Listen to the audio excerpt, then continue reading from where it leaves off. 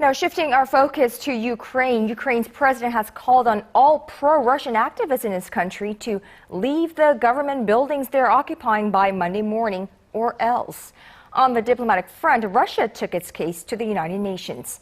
Arirang News Connie Lee reports. At an emergency UN Security Council session on Sunday, it was a war of words between Ukrainian and Russian officials.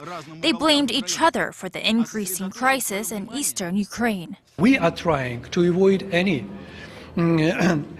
clashes. We do not want blood on our territory. The conflict is inspired from outside. That's why we address Russia Federation. I know it is 8th or 10th time. Don't interfere. The meeting, called by Russia, came about after Ukraine's president said he would launch an anti-terrorist operation against pro-Russian forces in his country. Ukraine has vowed military action against the pro-Russian activists if they don't leave the government buildings they were occupying by Monday morning. Russia wants the U.S. to stop Kiev from carrying out the operation.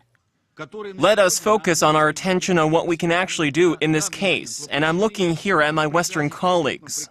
But the U.S. is asking Russia to withdraw its troops from the Ukrainian border. It is hard to reconcile the behavior of the Russian Federation, the propaganda of the Russian Federation, the military actions of the Russian Federation, which range from the massing of 40,000 troops on the border to the subversive activities inside Ukraine.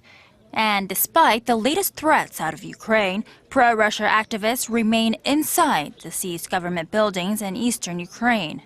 Britain's UN ambassador says there are up to 40,000 equipped Russian troops amassed on the Russian border with Ukraine. Connie Lee, Arirang News.